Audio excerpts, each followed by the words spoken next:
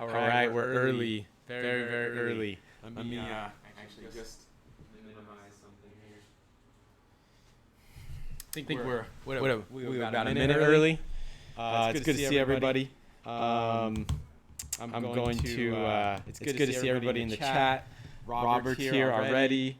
Vienna, my fiance, is watching, which is always nice now that she's working from home. You know, she can hang out a little bit more, which is cool. I know Sean was in here before. David Vosk, of course. Thomas B. That might be for a Bennett. I don't know if that's the Bennett man. But that's cool. Danny C's in the house. Oh, there's an echo. We got an echo coming in. That's why we come in early. One second, guys. Thank you. Thomas Bennett. Give me 1 second.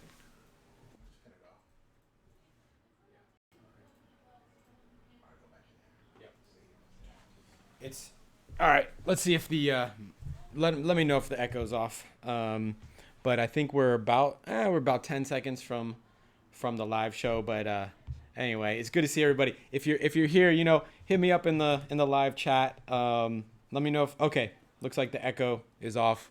I think we know what's going on. All right, let's start this thing. From the lockdown San Francisco Bay Area, live every Tuesday night, it's ESG Live with Chuck and Raymir. Tonight, the top 13 electric scooters. U.S. Marine Corps veteran Andre Burgos. And Raymir's Ride Report. And now, the man not yet fired by Donald Trump, Chuck Temple.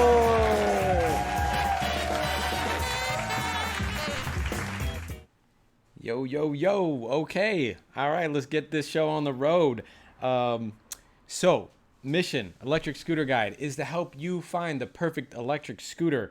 We do this show every Tuesday at 5 o'clock Pacific Daylight Time. Rain or shine, it's shining today. Please join our community. So if you're on YouTube, obviously you probably have already subscribed to us, but if you haven't, you're watching this, hit the subscribe button. Also, please hit the thumbs up, button as well. That just lets us know that we're doing a good job.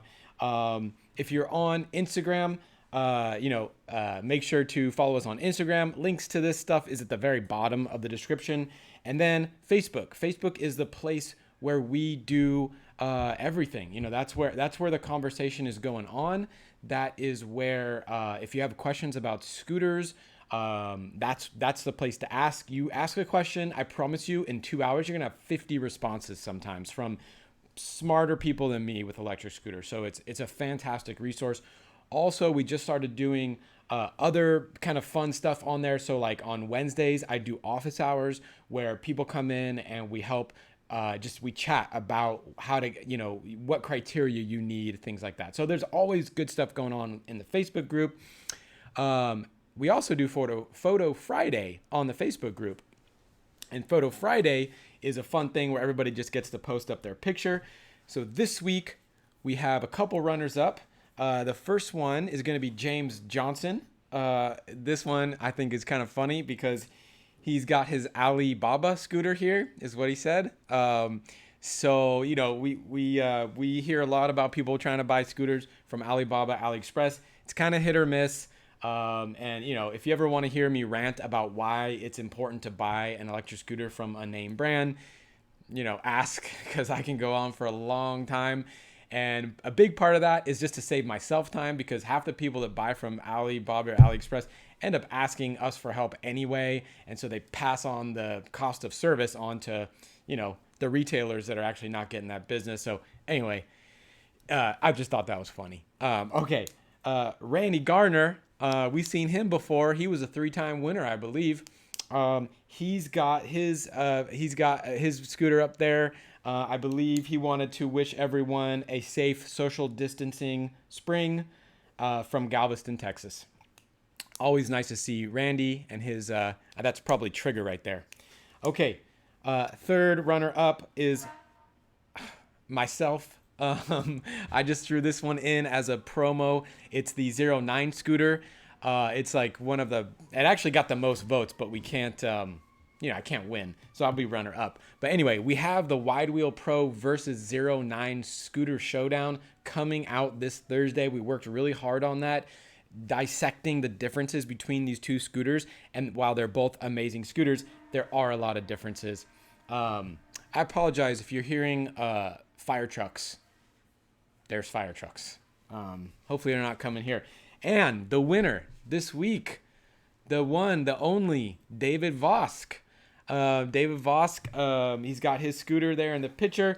This location was Sheepshead Bay in Brooklyn on Emmons Avenue, and it's a bridge that connects to the opposite side of the water. That the community voted as the best picture of the week. So congratulations to David Vosk. He's also our top contributor. He's, if I look at the stats on our Facebook group, he's got like a couple hundred more comments per month than other people. So he helps out the community probably more than anybody, more than myself for sure. And so we really appreciate him. Okay, news. The next releases that we have going on, if you want to see our previous releases, just look at the video description. The next releases, so obviously we've done the Apollo Explorer. Last week we did the Enokim Ox. This week we've got the 09 versus WideWheel Pro showdown coming up. We also this week will release the kind of produced video for the top 13. So I'm going to go over the top 13 scooters today in just a little bit. So if you're watching this after the fact, just, you can skip forward, but we do have some really cool stuff coming up. So maybe don't skip it actually. But we will talk about those top 13 scooters today. The next scooter that's coming after that, the one we're filming this week, is going to be the U-Scooter Booster Sport. It's going to be your lowest cost E2 model. And so we already did the performance test. Now we just need to get that review done. We also have the 08 coming up. We also, actually today, I think we have the 010X coming into my house. So when Vienna texts on here that someone came to the door, it's probably the most massive box ever, which has the 010X with the hydraulics. We got the works on it, folding handlebars. We got the immobilizer. We got the lockdown, stem thing. So pretty looking forward to that. Also, FYI, RevRides is still running their biggest sale ever, actually, which is 10% off every single model. Every single model is 10% off. They usually do $50 off certain models, and that's, we always get the best coupon codes. This is the best coupon code that we've had for any model from RevRide. So, just use electric-scooter.guide. Everything is 10% off, and they up their warranty to 12 months across the board. And RevRides is known for having basically the best customer service in the industry. And then finally, we've got the Hummer, the Kiwa Hummer, and the U-Scooter GT ready to roll next. So we've got a lot of scooters. The Kiwa Tesla Cybertruck's talking about Q Power versus Mantis. Well, we have the data, and that is actually somewhat true. It doesn't smoke it, but it's close. Actually, the Mantis Pro, 2 seconds flat, 0 to 15 time. The Q Power was 1.9. So very close. Anyway, we'll get into that. Okay. We also have the VOROMOTORS is running 7% off the Emove Cruiser and the Emove Touring. So 2 of our favorite models. One of them may have actually gotten into the top 13 list. And another of them, we have a guest that's coming up in a few minutes that he may talk about this other scooter. So I'm not sure which one is which, but you'll have to find out. Anyway, so definitely check out VOROMOTORS for the Emove Touring, Emove Cruiser. Also, GoTrax has the XR Ultra, which we usually don't talk too much about because it's priced the same as the Xiaomi M365. But 2 things happened. One, the Xiaomi M365, as of right now, is not available on Amazon, which is crazy. Also, the XR went down $50, and GoTrax gave you a $50 coupon code on top of that, which brings the Ultra down to $300. So up until this week, it's been $350. We usually say the XR is the best entry-level scooter, that's actually $250, and we have 5% off of that, so it like brings it down to like $230 something. If you want the Ultra, it's actually $300, and I think there's still free shipping on them. Anyway, check out our coupon code page. Look at the video description. It's all there. But those are now, the Ultra is like right in there with best entry level. It's a few dollars more than the XR and way less expensive, $70 less expensive than the M365. And then finally, Apollo is offering a discount on basically all their scooters. Well, it's a pre-order discount on the Apollo Pro and Explorer. It's $140 US dollars off the Pro and Explorer if you get those on pre-order, which will come in May. And then for the Apollo Light or City, you get $70 US or $100 Canadian off of the Light or City models. You get the discount off of your accessories. So add on the accessories and then boom. Yeah, RevRide's talking about the 11X. Yeah, we're gonna have to figure out how to get the pallet. Yes, I hope to not live in a tiny apartment forever, but that is true. And hello to RevRides, hello to Apollo. I see Cypher in here. Okay, cool. I hadn't covered all that. So, one thing that I noticed in the news, I live in Berkeley, work in Albany, California, and right next door to us is Oakland. And Oakland, I've been following Ryan Russo, who is their Department of Transportation, like director of the transportation, basically, of the city of Oakland, because he has been hip to micromobility longer than like almost anybody. And if you go to the conferences like I go to, you'll know that he is always a guest speaker. He's always on the panels. He is understanding the whole city planning thing and why cities need to build out infrastructure for micromobility. He gets it. So when I heard that Oakland was actually taking 74 total miles of their roads to close them during the coronavirus, they're closed to cars, they're just for people walking and bikes and scooters and things like that, so you don't have to deal with cars, and so people can spread out. I don't know about you, but like people are walking around, but like you got people walking in the streets because you got other people walking on the sidewalks, and everybody's trying to get out of each other's way, and so people are already walking the streets. So Oakland took this to the next level. We have a video ready for you guys, so go ahead and check out this quick video. Andrea, Oakland actually closing down entire streets to focus on social distancing. That's right, Alan. They want to make sure that through traffic doesn't go through some neighborhoods so people have room to walk in the middle of the street and aren't crowding onto sidewalks right next to each other. This is an idea that has been kicked around in Oakland before, but got pushed into use because of the pandemic. Andrea, Oakland actually... All right, so... yeah, it's real interesting. Cities are playing with this all the time. We recently reported on San Francisco that actually closed down Market Street to passenger cars and to Ubers, and so that is a very big success when it comes to ridership of bikes and scooters and things like that. So, we're not going to get into the conversation. I could talk about that for hours, but we're not going to get into that because we have an amazing guest that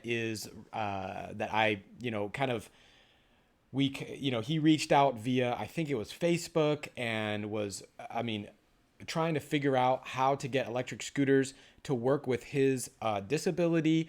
So let me introduce you. I'm gonna have an intro. We have a quick video clip, and then I'm gonna bring him on. So Andres Antonio Burgos Ortiz is his name.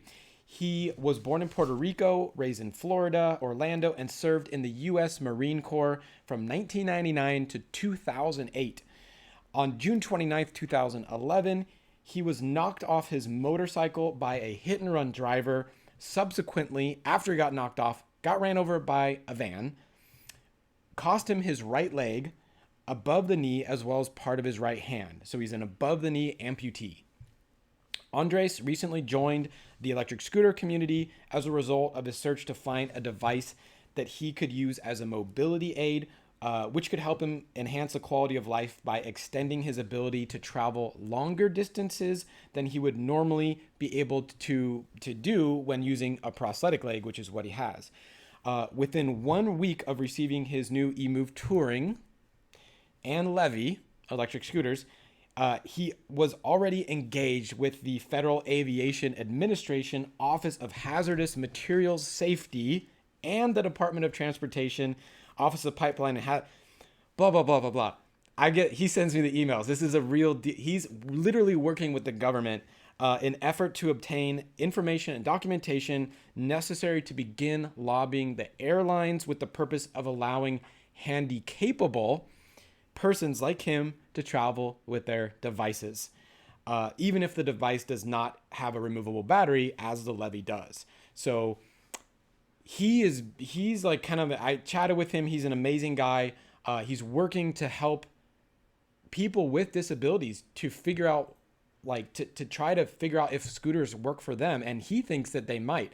I'm going to play a quick clip and then we're going to bring him on. So this is a little bit of news about him. His name is Andre Burgos, and it is a name you'll never forget. The Marine, 8 years as an infantryman, part of the Fleet Anti-Terrorism Security Team, designated marksman, and the man in charge of 42 Marines in combat by the age of 21. A sergeant so confident, still as sharp as ever, despite the fact a hit and run took a good part of his right leg and eventually part of his hand. There's been just so many negative things that have happened. I could very easily go into a dark place, but I refuse to be that person. I am still here. I am still relevant. I want Andre Burgos to be related to power, to strength, to authority, to leadership. I will be somebody and people will know me, my actions. My name will be a good name, not a bad one. All right, let's see if we can bring on Andres. There we go. Andres, can you hear me? He can't hear me. Yeah, there we go. Okay, he's here. Yep, we got it. Okay. Welcome, Andres. Welcome to the show. It's an honor to have you here. How are you doing?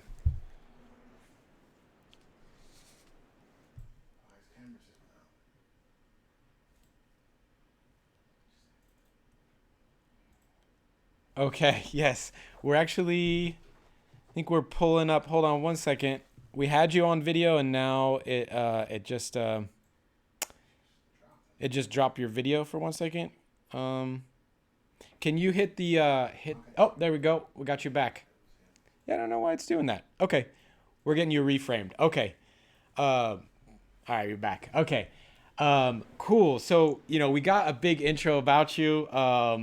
Thank you very much for having you on. So, what brought you to look into electric scooters, and tell me about like the path that led you to, and tell me a little bit about, I talked about your, the disability, but, maybe you can just kind of tell everybody about that a little bit if you're comfortable with it.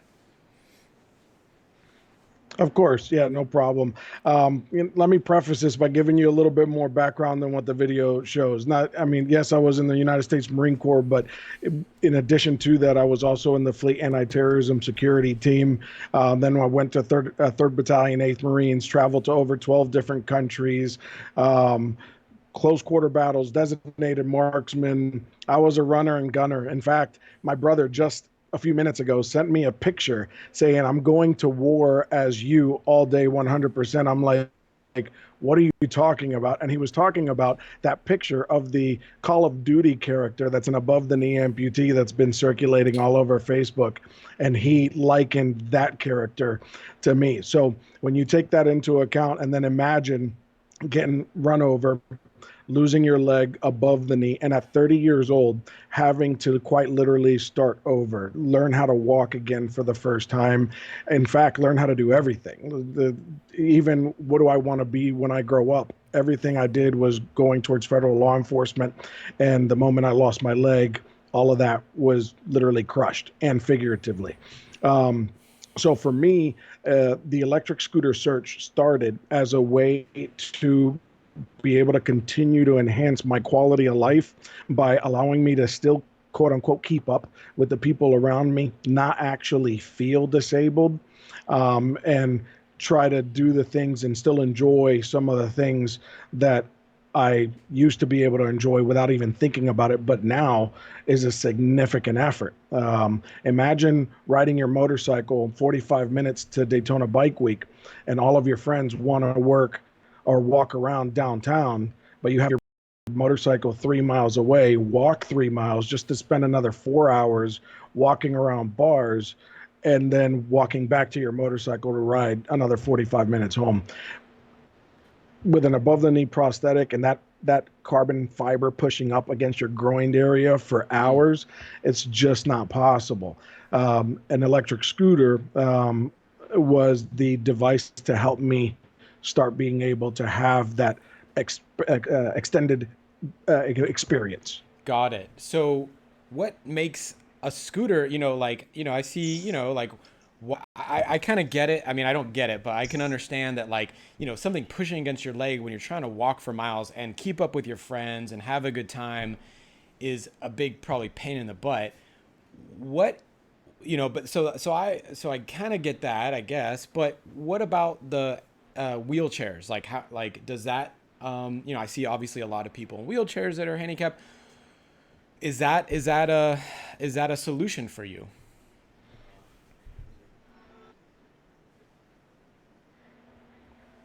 That's a great question because, a lot of people, when you think about the idea or concept of reasonable accommodations, right? When I go to a theme park like Universal Studios, they used to give me, and I took advantage of it during Halloween Horror Nights, where you could kind of take up to 6 people and get to the front of the line.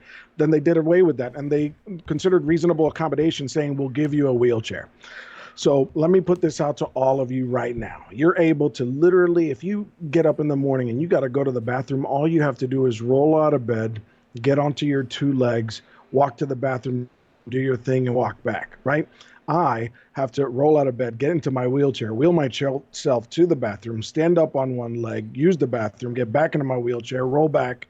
It's the amount of effort involved around a wheelchair is actually sometimes a little bit more.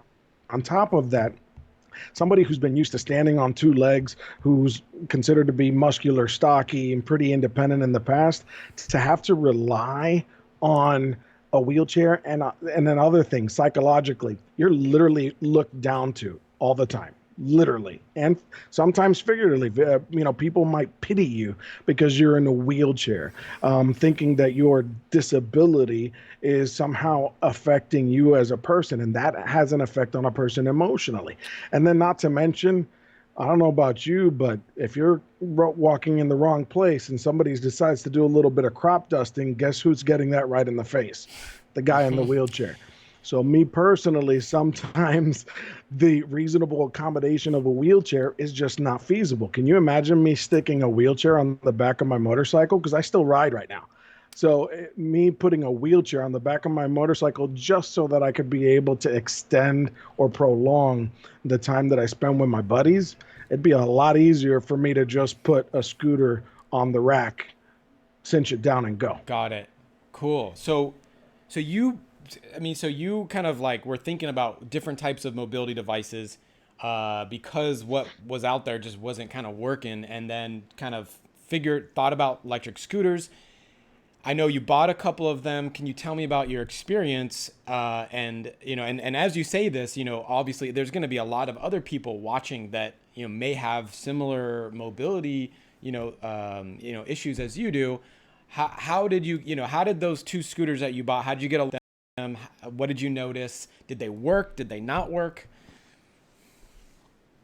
I'll tell you what, this has been in the works since 2014. My first experience with this as a potential mobility device actually was the Segway i2 or i4. You know which one I'm talking about. The old school Paul Blart, stand on it. It's big and bulky, ranges anywhere between 60 to 100 pounds, depending on which one you're looking at. It's not easily transportable, relies on balance. And then I went from that, and then on top of that, it's $3,000 to $5,000 for that thing, right? Then from that, I went to I was starting to look at the Ninebot S's. I'm sure you're familiar with those kind of like hoverboards, but they got the little stick on them and you use your knees to negotiate. I can't use those because again, I don't have a knee, I don't have an ankle, so I can't rotate, forward and back or do the leaning stuff. So that's not feasible for me. So I was just doing a bunch of research, and it finally just so happened that I went to work an event, the AIM Expo, the International Motorcycle Expo over in Columbus, Ohio, and they had the share scooters. Well, we were walking 6 blocks as a group for dinner, and the guy who hired me, who flew me out there to go be this event promotions guy at this event, felt sorry for me because he saw me struggling. Because a little bit of hills in Columbus, Ohio, not a lot, but enough to make somebody work, especially if they're walking 6 blocks. So I tried it out and I was like, this works. Now I just have to figure 2 things out. 1, can I find one that's portable? 2, can I find one that's comfortable? And 3, can I find one that I could travel with? Gotcha. Okay. So you got, I know you got the Emove Touring and the Levy. How did you like those 2 specifically? What did you notice about them?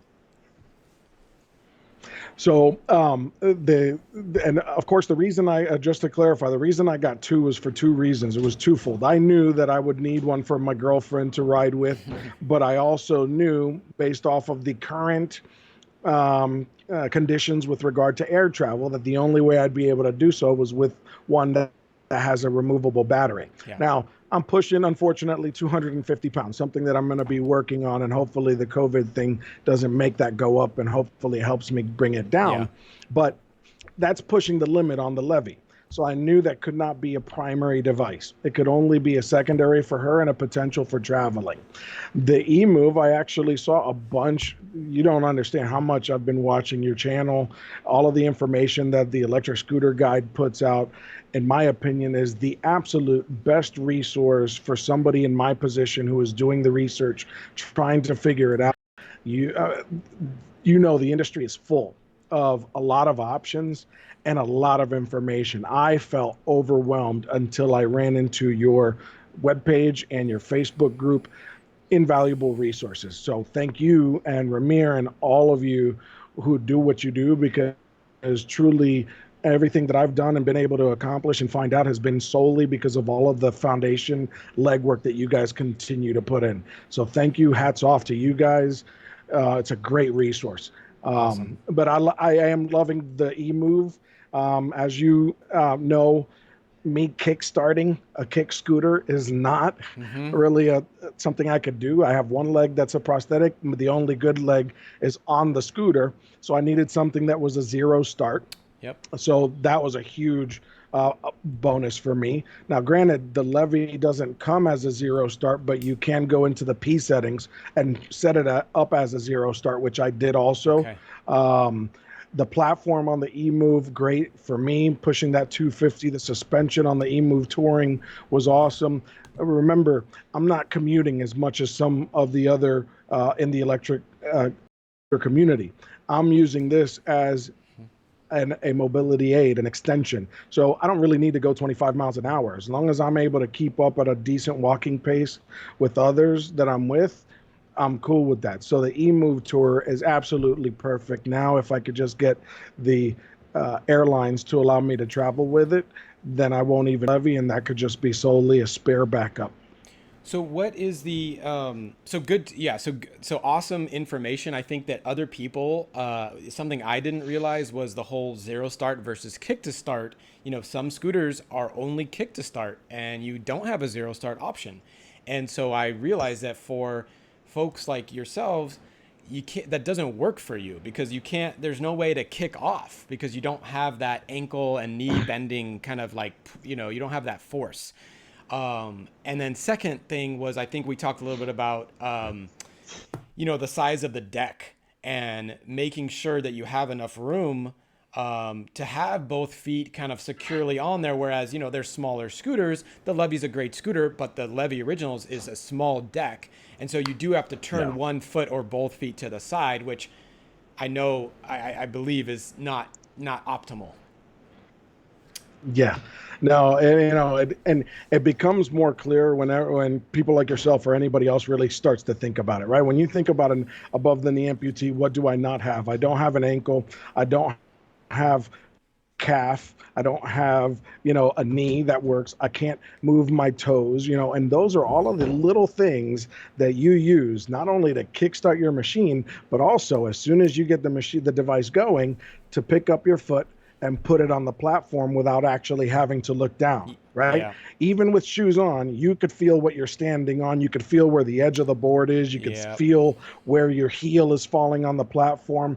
I don't. From that knee or from above the knee down, it's all metal, titanium, electric wire, and I have no sensation. So essentially, one of the considerations that an above the knee amputee needs to have, and even a below the knee, even though the below the knee amputee still has the ability to flex and bend their knee, they still can't feel their toe and feet. So they may still also want to consider being able to safely plant their foot back onto the platform once they get the device rolling without actually having to take their eyes off of the road, run into something because they weren't paying attention because they took a second to look down and make sure that their foot was planted correctly on the platform. Got it. Okay. It's good to know. And maybe there'll be something for, holding your foot, maybe a little, I don't know. I can think of some interesting mods to scooters that may help keep a foot in place, because it's true. If you don't know that it's sliding off, all of a sudden you might be sliding off and not even know it. That wouldn't be good. Last question is, you touched on working with the government to get these able to be on airplanes safely and things like that. Can you quickly just kind of tell me about your efforts there, how it's going, what's next?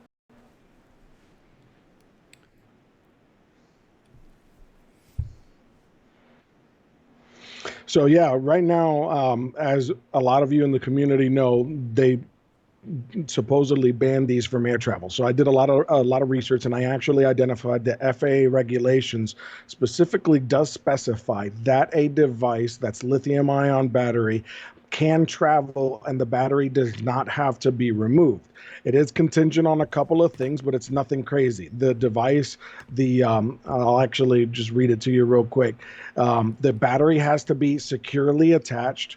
There can't be any type of risk of short circuit. The battery must be protected and encased, and the device must be protected from accidental activation, which, as you know, all of the most of these devices fold in half. You have to press and hold the power button to even turn them on. The ones that are kick to start won't even go if you hit the throttle, and the ones that are zero start, if it's not on, then it's not going to work anyway. So technically, you can travel with them. The problem is that the airlines have stricter policies than the FAA. So I'm currently in the process of receiving, and I've already gotten technically a soft confirmation. I am now just waiting on the actual written letter addressed to me, which specifically states that the Department of Transportation Office of, like what you were trying to read out, the alphabet agency, does certify and affirm that this type of device may travel. In addition to, I think a lot of people would be surprised to know that there is actually no limit on the battery size. The limit on battery size only applies to the removable batteries that have to be carried on into the actual. If it's essentially, so like, for example, let's say I go to the airport, I get through security, and I'm in Atlanta, right? And we all know Atlanta's like 2 miles long or whatever, 20 miles, however big that airport is. You take that half a mile trek to your gate, you get to your gate. Once you get to the gate, you simply go up to the desk, you say, "Hi, this is my mobility device. I will be gate checking it," which means that you can take it right up to the door of the airline. They check it right there at the gate, and by the time you land at your next place, it's right there waiting for you, just like any wheelchair, and then you ride it to your next gate, right? So that's the idea, and that's the concept. It's just making sure that the airlines are truly understanding what the regulations are and that they're not overly enforcing and, in a sense, discriminating potential device from our use simply because of a misunderstanding of the regulations. Amazing. I mean, this is amazing news. I think this is something that can help a ton of people. They may or may not know about this yet. And I think once there's clarity on the airline's policy and we get that. And I mean, so, I mean, my intention is to kind of keep up with the work that you're doing, help you in whatever way I can, and see if we can help a lot of people that have mobility issues, you know, be able to you know, to have the device that's not going to put them below everybody else, especially after they've served their country and, you know, put their lives on the line for us to then be looked down upon. It just, to me, that doesn't really make sense. I'm proud of the work that you're doing, and I'm proud of you, and I thank you very much for coming on the show today, Andres. We're going to definitely have you back. It's my pleasure. And, you know, let's not forget, everybody who's watching this video, you there, everybody in the community knows these devices are also fun, you know, so it's not just about, you know, helping somebody or preventing somebody from feeling like they're below something else. But it, like I said earlier, it's about enhancing a person's life. And what's one good way to enhance a person's life? Give them not only a mobility device that extends their mobility and how far they're able to walk, their longevity, but also a device that makes that little trip from security to the gate fun.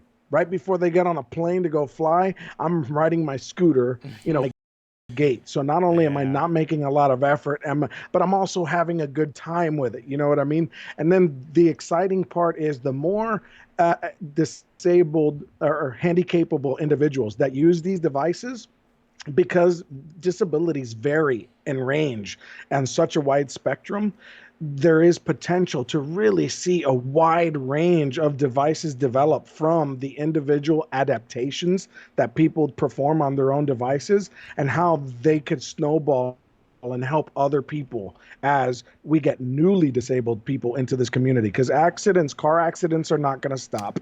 Unfortunately, war combat is not going to stop. Congenital diseases that cause people to lose limbs is not going to stop. You know, diabetes is not going to stop. But if we get the devices onto the right people's hands and through their own initiative and forward thinking, they start making those adaptations, then we start really touching a much broader spectrum of the community. I'm excited, and I can't wait to see what comes out of this and how we can move forward. So we got a little bit of a delay, but anyway, we're gonna keep. Oh, I agree, man. I appreciate, again, everything that you guys do. Thanks for having me on. Anytime you guys need. Awesome. Okay, Andres, we'll see you soon. Thank you. And we're gonna say goodbye to Andres right now. Okay. Amazing. That was so cool. Yeah, he's a great guy, and he's on it. Like, he's on his game. He's, you know, every day he's just working to get this stuff done. So it's very cool. Okay. Let's get to Ramir's ride report. We have a special video from Ramir. Y'all know Ramir. He rode, I believe this is on the Enokim. Yes. Is that right? The Enokim Aux, which we reviewed last week. He had one impression of the scooter, and then, you know, let's hear from Ramir about this one. Hey everyone, hope you guys are staying safe out there in these times. Yeah, I rode the Enokim Aux. It was last week, I believe, or 2 weeks ago. 2 weeks ago. Yeah, I had some initial thoughts initially, and then I rode it and got to know it a little bit better, and then I changed my mind on certain things. But you guys will see, it's nothing real special. It's a quick, short clip and of my experience, and hope you guys enjoy it. Here you go.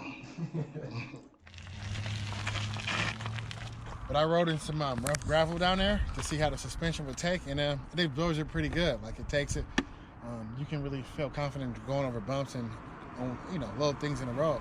Once you pick up speed, and that's the thing. Once you pick up speed, it doesn't come shooting straight out. Like, I had to plan for things to go by so I can rev up the 5-10 seconds it takes to get up to speed and then drive. So other than that, it was pretty good. You know, for us 200 plus beauties out there, it's pretty good. I didn't, you know, you don't feel no difference. Some scooters you feel like you can't really, you know, jump on it and you have to be ginger on it. But with this one, it's solid once you get on it. It's like real comfortable. I think I changed my mind on it. It's pretty. It's just. Change your mind, huh? Yeah. What from what to what? I didn't like it at first. Yeah. Why? What made you not like it at first? When I rode it down the street, like I just rode it one block, and it was just like not one block, but like a couple blocks. It took a while. I had to stop at the stop sign, and had to pick up speed again, and then stop again at the next stop sign, and that was like annoying. But like just riding like out here in the terrain and just really commuting a little bit and just really seeing it on a real road and just taking it and really doing some laps with it. It's a solid scooter. What do you think it weighs? I'll tell you if you're right or wrong. 49 pounds? You're close, 57. Oh, damn. Yeah, it's pretty heavy. It's a big boy. Yeah. It's not the heaviest scooter I have, but... Yeah. I don't know, but heavy scooters,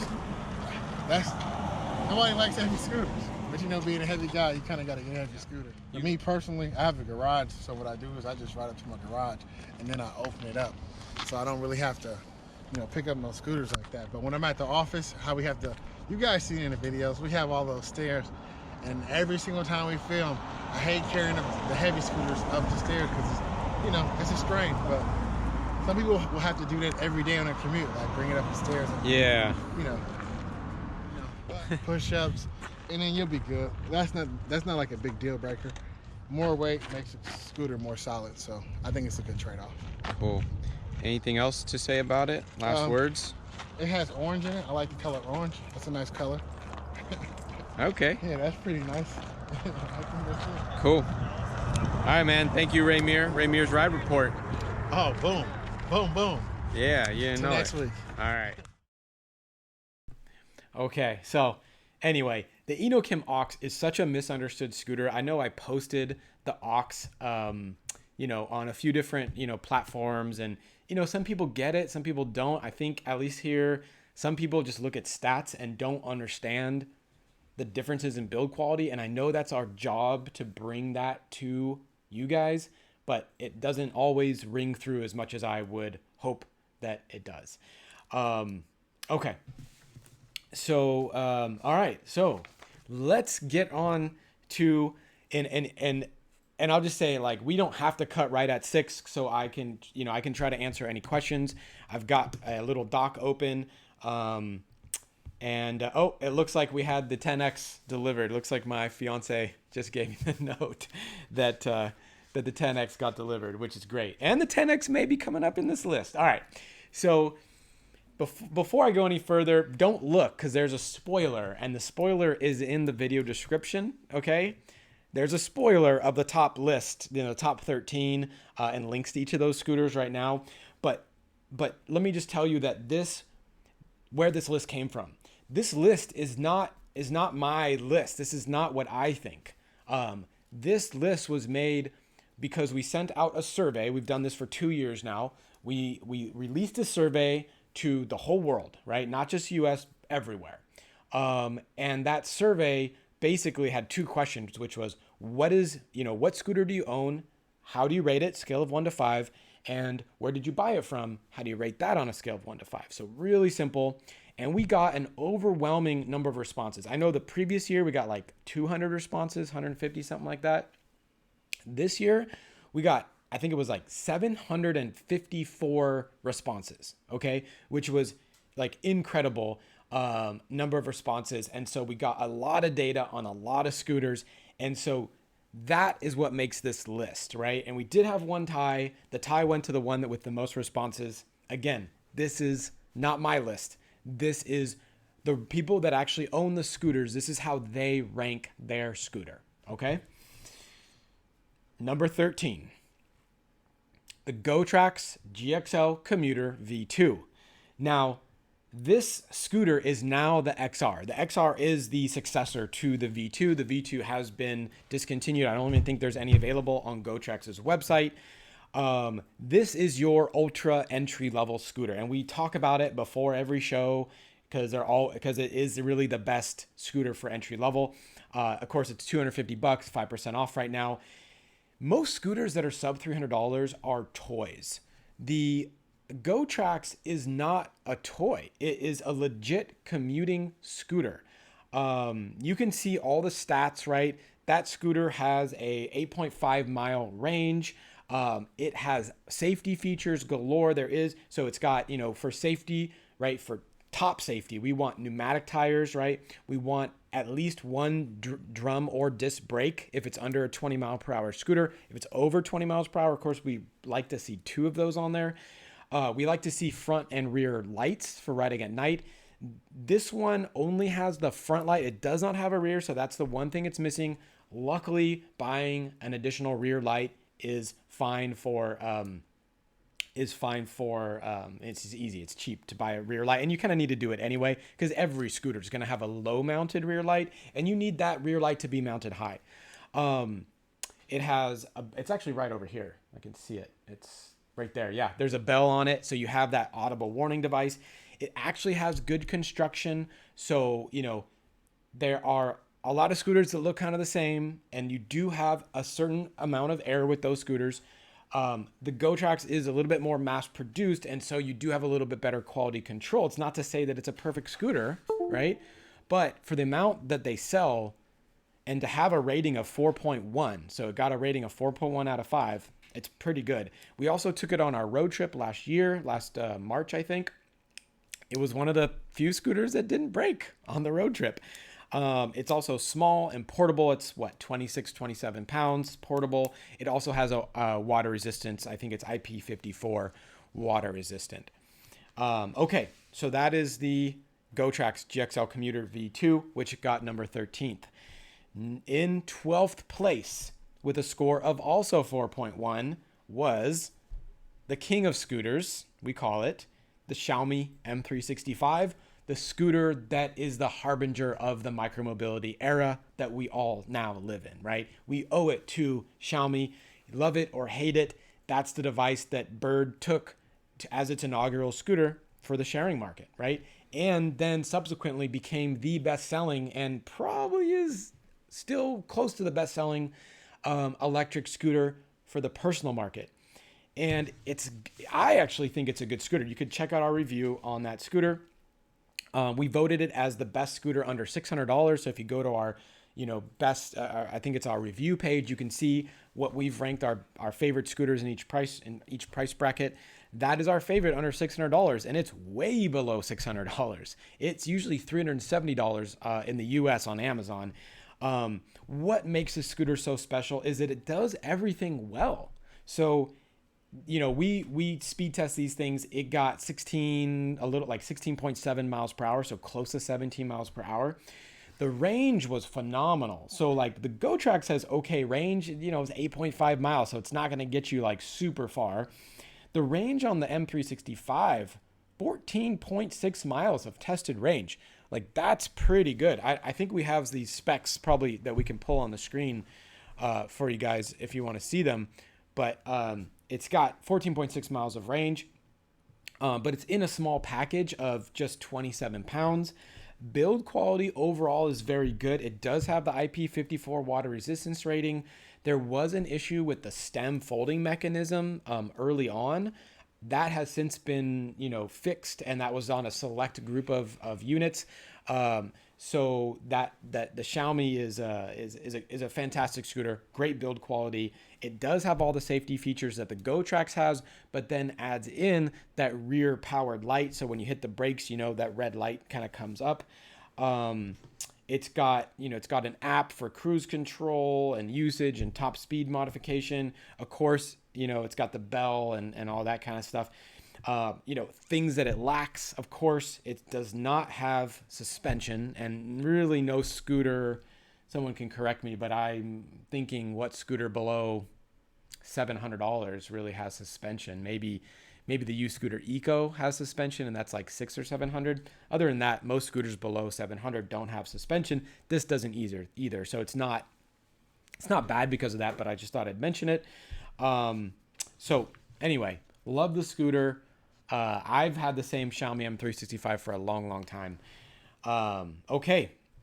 In 11th place with a score of 4.3 is the scooter that I would personally buy if I didn't get scooters sent to me for free. The scooter that I would buy because when I go up and down the stairs, I actually want something that weighs 45 pounds or less.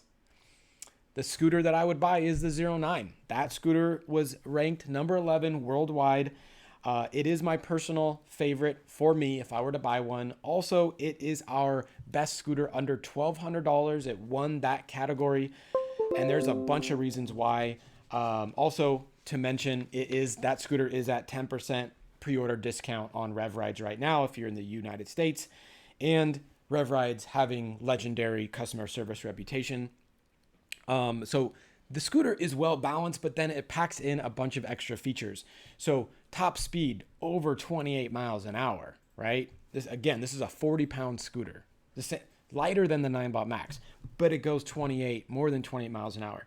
We got a tested range of 22 miles on it. So most people, right, are going not 22 miles in a day. Some might be, right? But 22 miles, anything over 20 is pretty legit for miles. It's got that 600 watt motor in the rear, which is pretty good. It's going to take you up, semi-steep hills. It's not going to get you up the steepest hills in San Francisco, but we test it. We do a test on a 10% average grade hill. It did just fine. It kind of got middle of the pack on that. So again, it's a well-balanced scooter. For safety, though, it ticks every box except for one, and it has one additional feature not found on really any scooters in that price range. So it's got dual pneumatic tires. It's got drum and disc brakes. Okay, so it's got two different brakes. And now this is the first scooter that we've talked about with dual braking systems, right? And I'm not including the electronic brakes in this system. I'm talking about like strong, super hard braking. It's got that. It does not have a bell. So that's one thing we wish that it would have, is some kind of audible device. Again, you can buy for $15 on Amazon. You can buy the little dingy bell. Electronic one. You can see the link to that in the video description. But the feature that it has that not a lot have is the lights for night riding. So it's got these amazing blue lights that are on the stem and on the deck. And so I ride home at night a lot of times from the office. When I'm riding at home at night and you don't have very good street lights here in Berkeley or Albany, they're real dim. I don't know why. Let's not get into that. But I need to be seen. So of course I've got an extra high mounted front light. Of course I got my, my helmet mounted rear light. But knowing that I've got beautiful, actually, stem lighting contrasting with the red is just an added bonus for me to feel safe on the scooter. So that's very cool. And yes, okay. Number 10, let's keep it moving. Number 10 from VOROMOTORS. You probably know which one this is. It's the Emove Cruiser. So the Emove Cruiser got a rating of 4.3 out of 5, average, It is our favorite long-range commuting scooter. And the reason for that, it has the longest range we've ever tested on an electric scooter. This killed me because I did it all in one day. It took 4 hours. It got 50.3 miles of tested range. No joke. Again, all these scooters are tested in their fastest modes. I go to the P settings. I go max acceleration, max throttle, mode 3, whatever it is, dual motor, right? I do all of that because, we want to really test these things. 50.3 miles is ridiculous. It's got a 600 watt nominal, 1600 watt peak motor. So it peaks really high. And so actually it's got good acceleration. You can look, I think it was like 3.4 seconds to 0 to 15 time, and a pretty decent hill climb speed as well. We ran the older one. So the older one, we had this white one that VOROMOTORS gave us, and we didn't even know about VOROMOTORS till we posted about the road trip on Reddit. And then VOROMOTORS like, how can we help? How can we support you on this road trip? They sent us that first Emove Cruiser. That thing was a beast. It didn't break on us. I mean, we trashed the scooters that were on this road trip. It didn't break on us. And now they've upgraded it. So everything that you get now has these 4 upgrades. That would be an LG battery, semi-hydraulic brakes, an IP67 water resistance rating on the full scooter, and tubeless pneumatic tires. So it's the tubeless part of that they added. They were already pneumatic, of course. So the scooter is a beast. It can carry, has a rated carrying weight of 352 pounds, So people are always asking, like, what's the best scooter for having 2 people on the scooter? The first answer is don't have 2 people on your scooter, okay? But if you're a heavier person, this is a good scooter for you. We ride it a lot. We tested against other scooters. It actually makes a lot less noise than other scooters when we did. We actually have a showdown between the Emove Cruiser and I think the Nanrobot D5 Plus, and where the D5 Plus is like squeaking, scracking, squackling, you know, like every bump you just hear it. The Cruiser is just silent, you know. I mean, it is a dual spring. I have it right there. It's a dual spring front and I think an air hydraulic dual in the back. But it doesn't really make any noise. So it's not great. It's good suspension. It also won, we had Eric Decker come out, who's a big YouTuber now. He chose this scooter for his ride across Florida, which again, check out the Scooter Hunters episode where we featured him. He checked out 3 scooters that I'll talk about actually soon, but the Emu Cruiser, he chose that for his trip because of the range. It also has amazing safety features. It has basically every safety feature that you want. So including turn signals, no joke, there's turn signals on the left side thumb, which is pretty insane. It's got front, rear lights, deck lights, not stem lights, but it's got lights on the deck. It's got those 10-inch pneumatic tires. So of course, pneumatic tires better for gripping the road. 10 inches is like a really nice size. And it has dual disc brakes, right? So you got those 2 brakes. It's also comfortable because of that suspension, but also because it really has a massive deck. Scooters with small decks, you'll see me comment about how I don't really love scooters with tiny decks because they're just not comfortable. They take a little while to get used to. And then, if it gets hot out, and your legs are kind of close together, you get that little, it's not good. Anyway. Oh, also, I believe John Jones, the UFC, not sure if he's still the light heavyweight champion. He may have gotten, I'm not sure. One of my favorite fighters of all time. And maybe the GOAT, right? He owns one, which is cool. Johanna Young Jacek, by the way, owns an Emove Touring. Just fun fact. Okay. In number 9, I need to get these going a little quicker. And I need to make sure nobody's asking questions. Sorry. Okay. Number 9, the Mercane WideWheel Pro got a score of 4.4. Now this is the 3rd generation WideWheel. Okay. It is one of the funnest, smallest, punchiest scooters. It's like for the price or for the weight, it's like very hard to beat this scooter because it's so fun. And it's actually so unique because it has this super wide tire that is a solid tire, but if you push on that tire, it actually squishes. And it's because they've got this like rubber and then they got this like foam material, I think, inside of it. I haven't cut one open. I've just heard about this. And so, yeah, it's super fun. You do need to get used to the turning on it because it's this flat, wide tire. That and the 8X have this like real kind of wide, flat tire, and you have to kind of get used to the turning on it.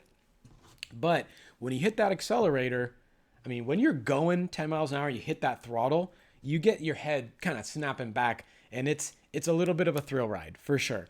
It may not be easy to maintain your speed on anything but the smoothest road, so we don't always recommend it as a commuting scooter. And again, this scooter is going to be up against the 09 on Thursday, where we're going to deep dive and compare the two with some beautiful graphs, if we can get that. We got lots of graphs coming. So the newest version of it, this new Pro version, is upgraded. It used to have 1 disc brake, but like I said, any scooter that goes over 20 miles an hour, really you should start looking at 2 mechanical brakes, drum or disc. So it's got the 2nd disc brake that they added. It's got a reinforced stem. So there were some issues on previous models with the stem snapping on people. That has been fixed. I have not heard of that on the new one. That never happened to us on any of them, and we've had 3 now. But the new one it feels way more robust, and it's thicker, and it's also 10 pounds heavier than the old one. And then of course the new one has the display, so you're not doing that crazy Morse code like tapping, and you got the 4 lights thing as your display. That's really old. That's like 1980s. It's like 1970s. Like we've had LCD for a long time. And I'm glad Mercane got the LCD into that. So this is like one of my favorite small scooters for going on hill rides. Like when I'm stressed out and I want to like just go ripping around, probably like Andres does on his motorcycles. I got my scooters and I just cruise right up to Tilden Park. It's like 1,000-foot climb. This scooter just no problem. I go up, down, up and around. It's got, I think, 18 or so miles of range. So it's going to go pretty far. You know, the deck on the downside, the deck is long, but it's not very wide. Okay. So it's got these weird Batmobile like fins to it. So it looks awesome. But the actual standing room, I think, is just like over 4 inches wide. So you do need to, you know, understand that. Again, this is why as a commuter, it's not something that we would recommend as much as other scooters. People do use them as commuters though. Okay. And then of course, yeah, you know, any solid tire scooter, I think this is the only one on our list. It's a solid tire scooter. You know, be careful in the rain, right? On any solid tire scooter, because you will slip more. Okay. In number 8, and now we're gonna keep going past the hour mark. Let's see if anybody. It looks like people are staying with us. We're at 93. We've never broken 100. Sure. Let's see if we can break 100 today. What do you think, Ramir? Yeah, I think we're gonna do it. Okay. Call your friends. Let me text my dad. My dad wants to come on the show and tell me how I never used to wear my helmet, and now I say everybody needs to wear a helmet. Now, one day I'm going to get him to come on the show and, we're at 96. I'm going to get him to come on the show and just tell, 98. What's going on here? Are we going to break? Nah, if we don't break 100, I'm going to be super disappointed. Okay. So number 8. All right, we keep going. All right. Number 8, the Fluid FREERIDE Horizon got a rating of 4.5 out of 5. Ramir's raising his hand. What does that mean? 101. Oh, we hit 101. What the heck? Okay, Robert P. wants to interview with my dad. I'm going to get him on here. You know, he's a computer guy. He's who I get my computer chops from, you know. We had like computers in every room growing up, and it was a good times. Okay, Fluid FREERIDE Horizon. Man, awesome. I'm pretty stoked that we got 100. I think we can call it a day. No, just kidding. Okay, Fluid FREERIDE Horizon. It's just a well-balanced scooter, right? It does everything really well, and it's a really, really good kind of like step up from your entry level, right? So if you think entry level, I think under 600, and I think next tier is kind of like under 900.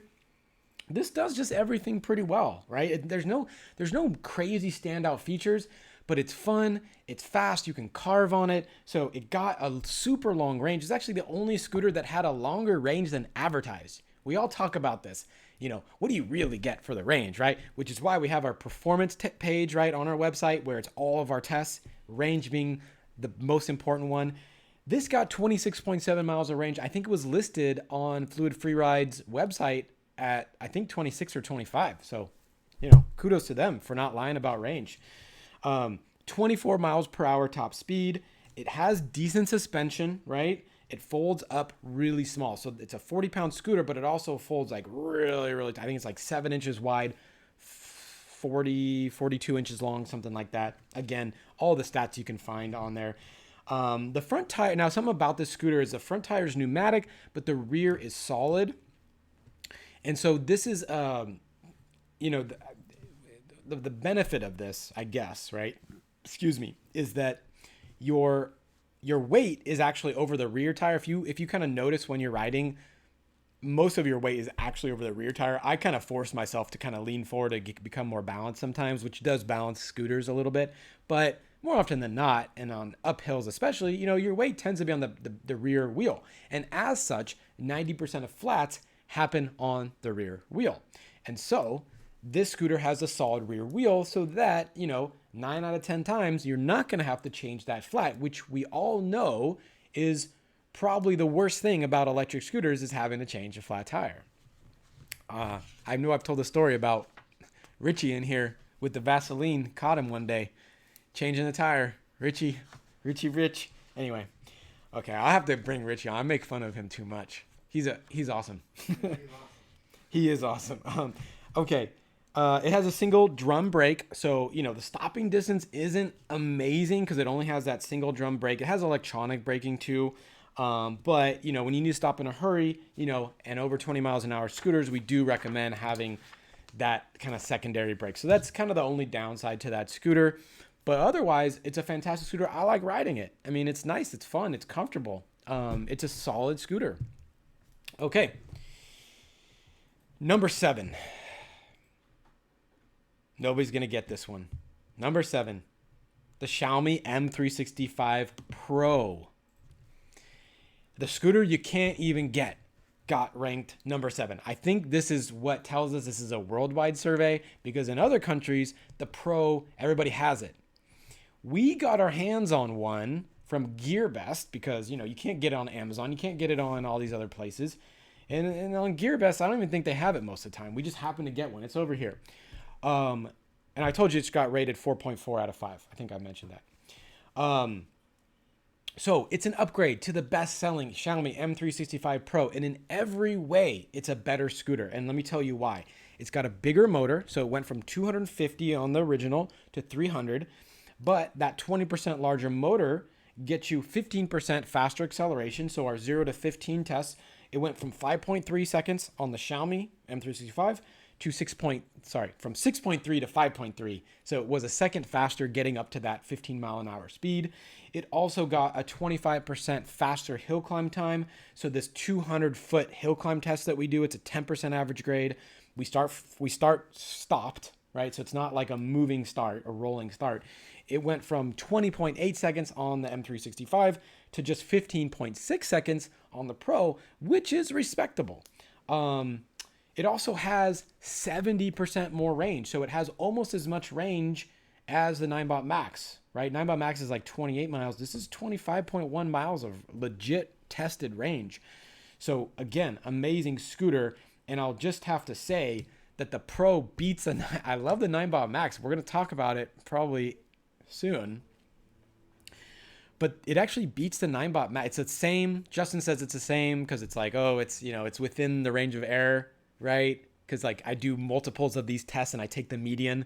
But actually, it beats the Pro by like 0.1 in everything every time.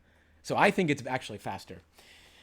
Or it's the same. Anyway, it has a longer deck than the M365. It has the same great build quality, IP54 water resistance, right?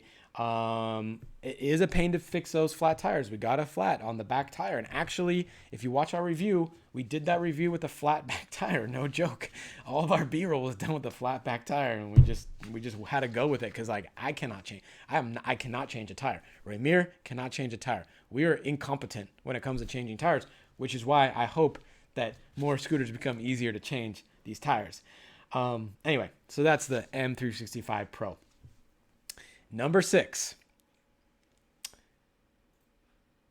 One of my favorites. Definitely one of my favorites. And neck and neck for best scooter around its, you know, $2,000 price tag. The Cabo Mantis Pro. Worldwide beloved by so many people. It's an amazing scooter. You can rip on this scooter. It rips just crazy fast, crazy fun, super good for carving, super good for taking corners. The shapes, I don't know how they do it. It's like the shape of the tire is elongated, whatever it is. It's just fantastic. One nice thing about this scooter, right? So we're now getting into your dual motor scooters, right? This is a dual 1,000-watt motor scooter. When you get to those scooters, they become heavy and not portable. And that's why people, I think, also love the Mantis, because it's not as heavy as these like really big Dualtrons or the Big Wolf Warrior, these big boys, right? It's actually 64 pounds, I believe, is the Mantis Pro. And when you take the stem down, there's a lock for the stem. So you can, I mean, not that you could pick up, maybe some people can pick up 64 pounds. I'm not that person. So I pick it up but if I need to two-hand it to get it in the back, it's actually, the stem does lock down, which is nice.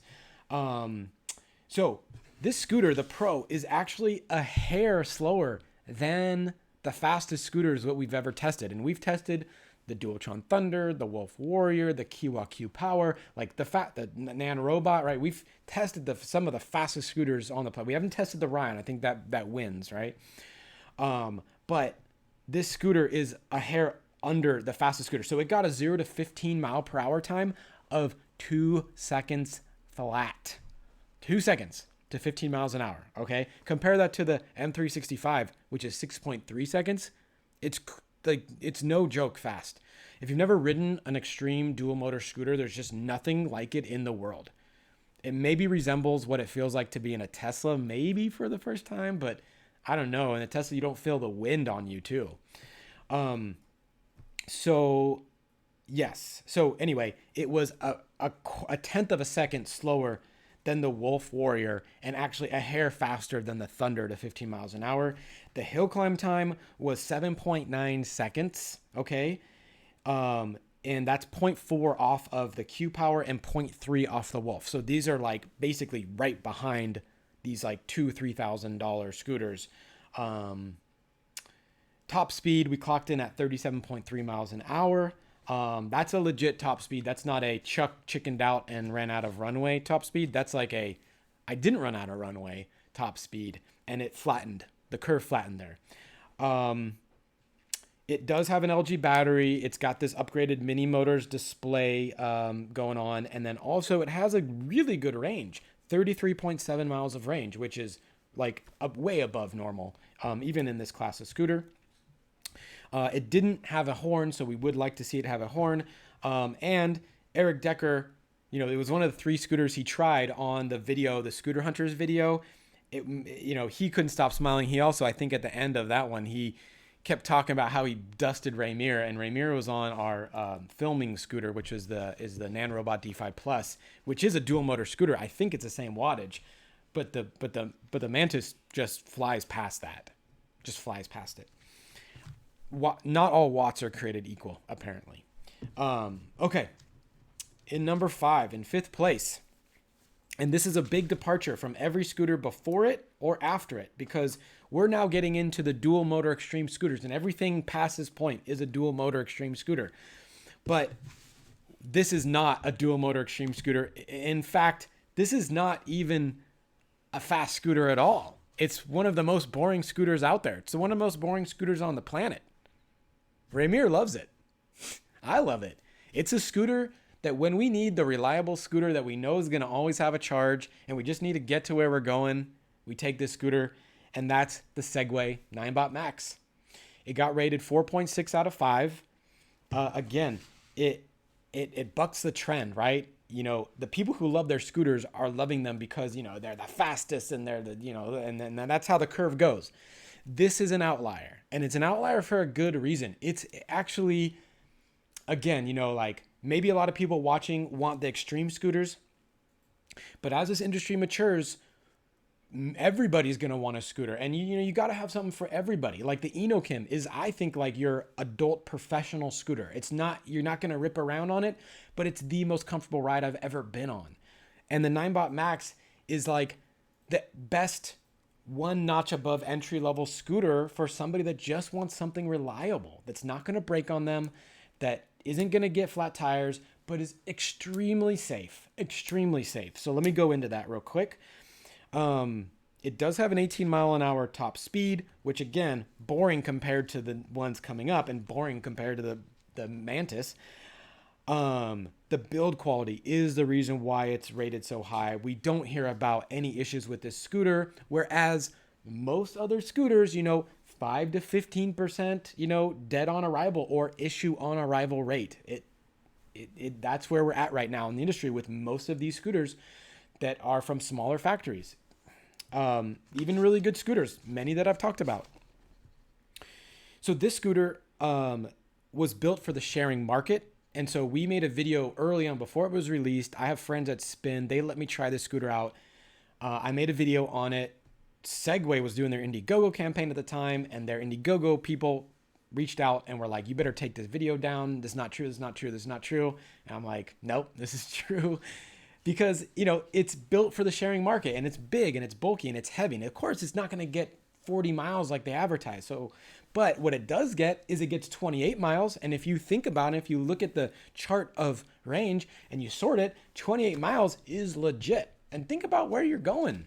Are you really going 28 miles or 14 each way in the fastest mode? Maybe maybe not. Most of you aren't.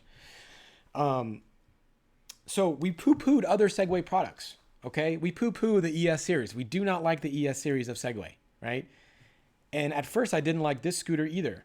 But then when I started to see how good the build quality was on it and how much people like it, how much I like it, and how much Ramir likes it. I don't know if Ramir wants to have a word on this one.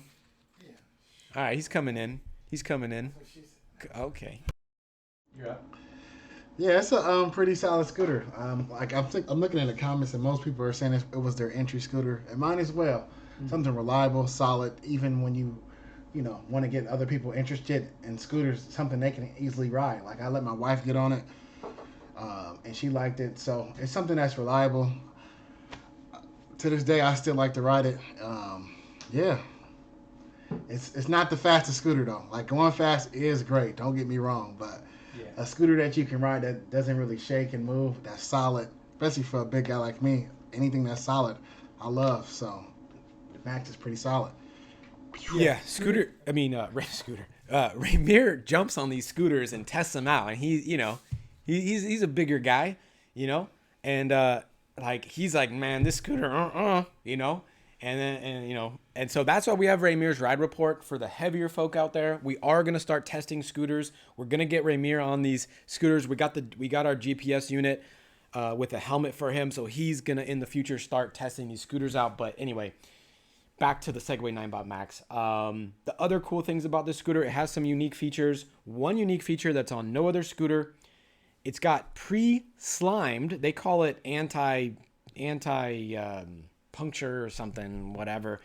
I believe they just pre-slimed it. And you all know about tire slime. You pop it in there as like a prophylactic, right? You know, to prevent the punctures. This is kind of like they kind of did this already, and it's tubeless, so it's like best of all worlds and something nobody else has done yet. It's got a nice thumb throttle. Again, this thumb throttle, the controversy, I guess, but like it's not a controversy for me. I think thumb throttle is way more comfortable, way just easier to grip the handlebars. Again, I'm not going to get into it. For safety, top ratings all over, right? Large tires, pneumatic tires. You got the drum brake. You got a bell for warning pedestrians that they're in your way, and it's got the high mounted front light and rear light. So I mean, it has everything that you could ask for safety. The things I don't like about it is that starting on a hill can suck if you are using the kick to start mode on this scooter. So you got to get it up to 2-3 miles an hour, and if you're a lighter person, getting a 42-pound scooter to 2-3 miles an hour, if you're starting on some of the steeper hills out there, or if you're like a 100-pound person, that is a little tricky, actually. So be careful on that. And then, of course, you've got, let's see, less performance than the Xiaomi Pro. I mean, nobody can get the Xiaomi Pro, so that's not really a con. But like, this big old scooter, so, okay. I don't know why Vienna's texting me stuff. Okay. Number 4. And a scooter that we've had, it went on our road trip, comes from one of the best rated, actually, last year's survey, best rated post-purchase customer support in the industry. Probably the best looking scooter that I've ever seen.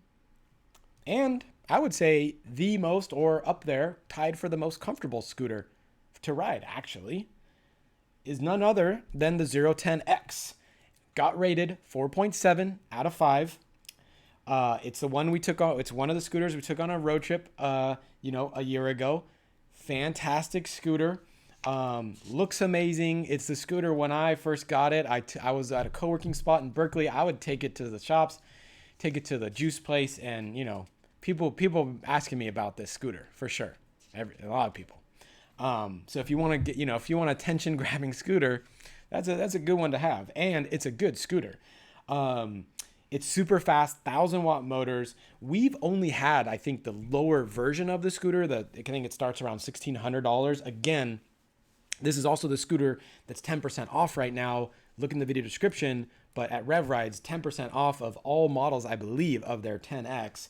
And so it goes from 52 volt up to 60 volts, and then the top levels, you can get LG batteries, you can get off-road tires on it. They have immobilizers. They've got a bunch of like upgrades and stuff that you can call and ask them about, which is fantastic. And like I said, the suspension, when we ride this scooter, whatever they did with their suspension, I'm not like an engineer, but I know how it feels to ride different scooters.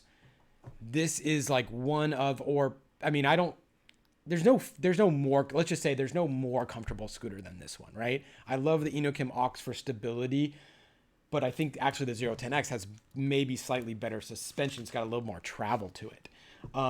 It's got huge clearance, so you can go off any curb. We took it off-roading on the road trip, and it was just such a blast.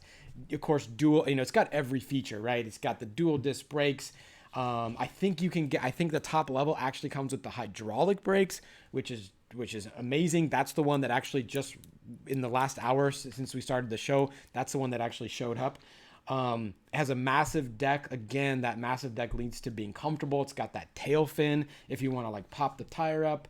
Not that we condone these crazy behaviors. And last year we did a bigger survey, and the brand that got rated the highest, and I think it's still on our website somewhere if you can find this page, but the brand that got rated with highest post-purchase customer support, which is ridiculously important right now, the place we're in the industry with these things being new, post-purchase support is of the utmost importance. This was rated number 0 as a whole. So Rev Rides and other places of course sell the Zero scooter, but that's the deal with that. All right, number 3. We've talked about this scooter already once before, so this is a weird one, but the Mantis dual motor base model actually got a higher rating than the Pro model, which is crazy, and it got a rating of 4.7. So I'll just go over the differences. Of course, I love the scooter. The difference is there's no LG battery in the base. It's got a standard display, not that Mini Motors eye display kind of deal. It's got a slightly lower top speed, but still fast as hell. There's no semi-hydraulic brakes on the base model.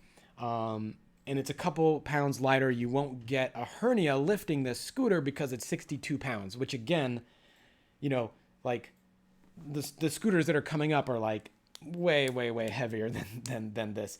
And I got to mention Eli, our previous photographer, took this thing to the Cannonball race in San Francisco and raced it. He just did it. I didn't tell him to do it. I was pretty scared.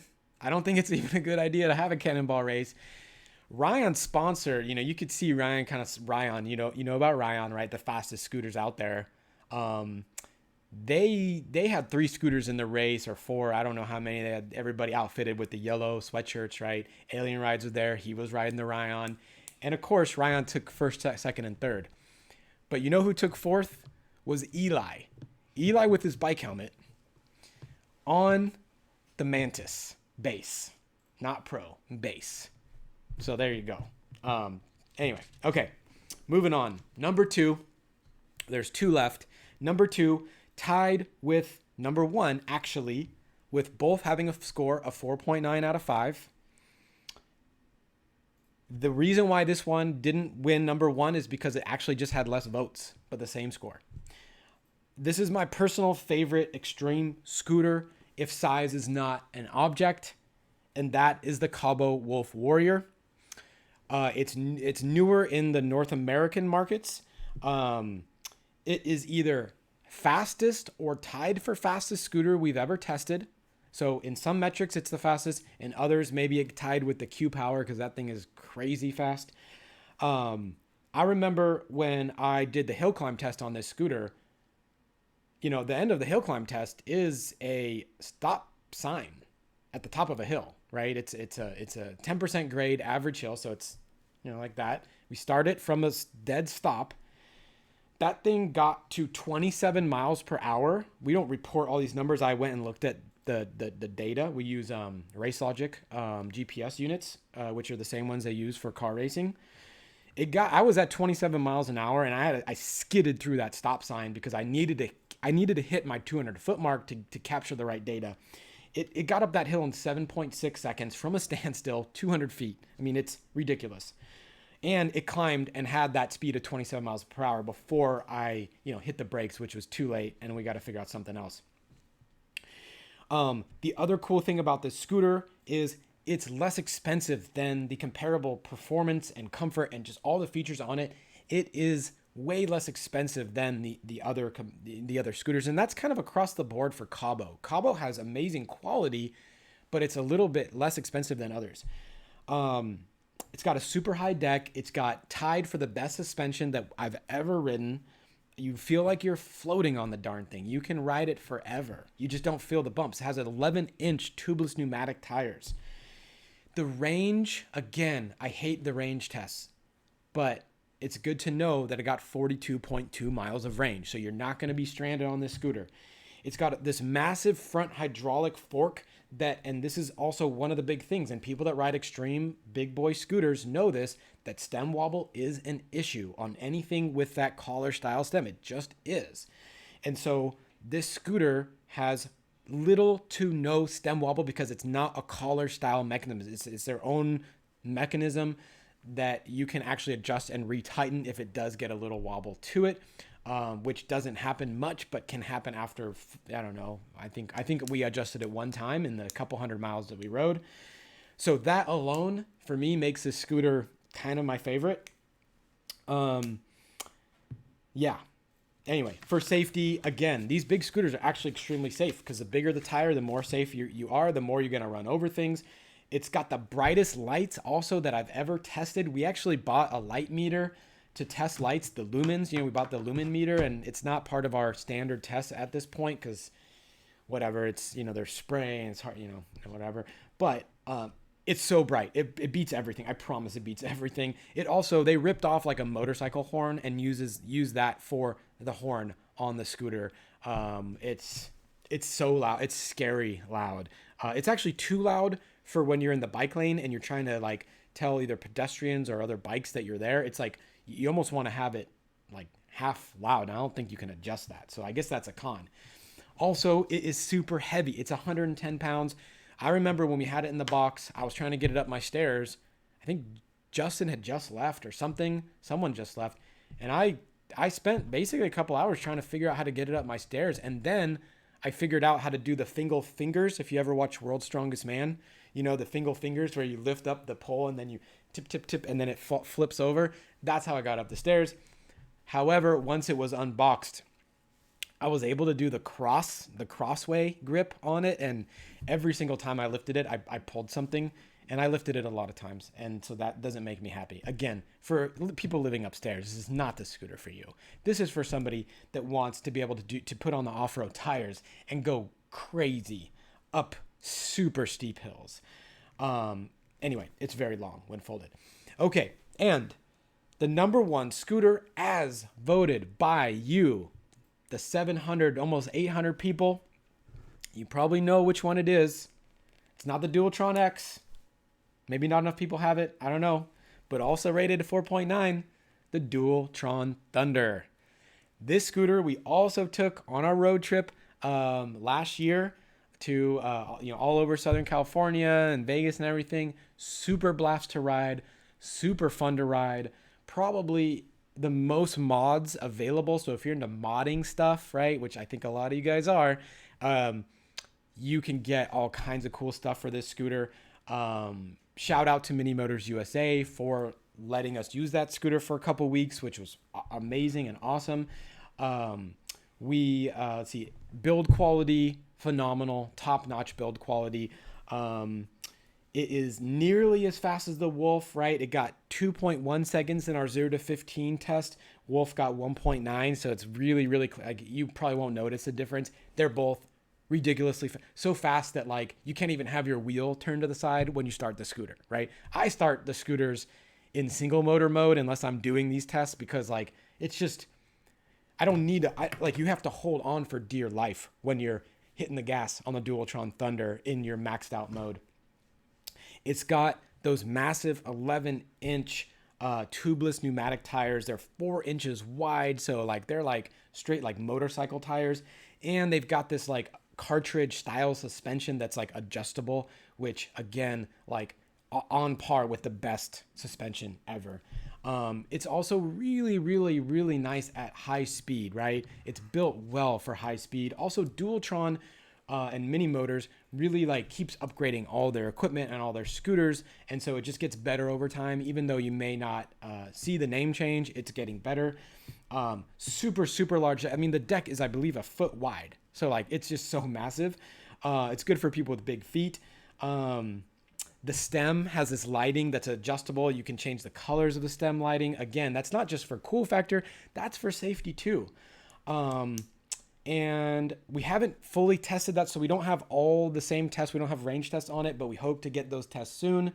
And, you know, the only downside, again, is just that little bit of stem wobble that will be introduced on the scooter. So, you know, just know that that is a thing on it. This has been I know we're way over time. I can't believe we broke our record for number of people viewing at the same time right now. 112 people are watching.